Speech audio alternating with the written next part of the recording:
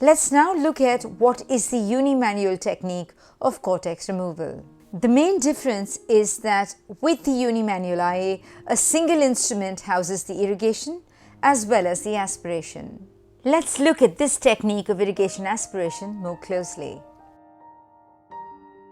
The unimanual irrigation aspiration cannula is introduced into the eye through the main 2.8 incision, thereby negating the need for a second incision for the irrigation aspiration. The paracentesis incision is made only large enough to allow for the instrumentation required during nuclear emulsification.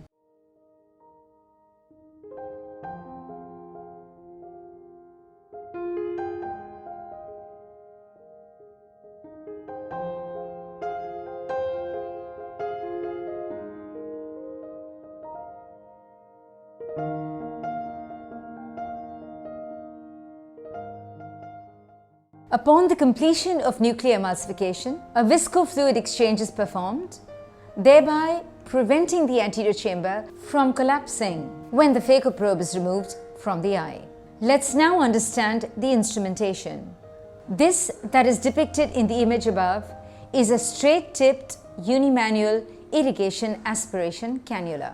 The irrigation fluid comes out through both those side openings in the silicone sleeve, and the aspiration cannula, as you can see, is a small, tinier hole about 0.3 millimeters in size on the side of the steel cannula. Now let's see how the unimanual irrigation aspiration is performed. Under adequate viscoelastic and significant counter pressure, the irrigation aspiration cannula is introduced into the eye. Please note how the aspiration port almost always faces the surgeon. It is turned towards the cortex that needs to be got. Once the surgeon gets hold of the cortex, the port then turns from its side position to again face anteriorly, after which the cortex is completely aspirated. This procedure is carried out on all sides. This procedure is carried out to remove all but the subincisional cortex. One of the biggest disadvantages of using a unimanual irrigation aspiration is the difficulty in accessing the subincisional cortex. The surgeon needs to actually turn the irrigation aspiration cannula such that the aspiration port turns back and down into the bag under the incision, holds onto the cortex, and is then turned back upwards before it is subsequently aspirated.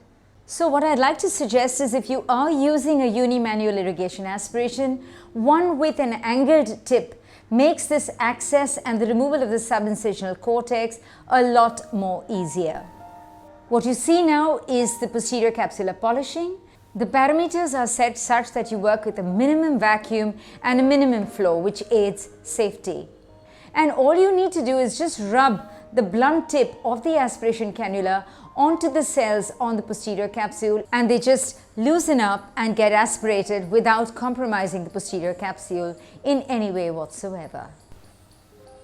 Upon the completion of the irrigation aspiration and the capsule polish, the surgeon should perform a viscofluid exchange, thereby ensuring the maintenance of the anterior chamber. This completes the unimanual irrigation aspiration. Now let's have a look at how an angled coaxial irrigation aspiration cannula actually makes the removal of the subincisional cortex so much easier.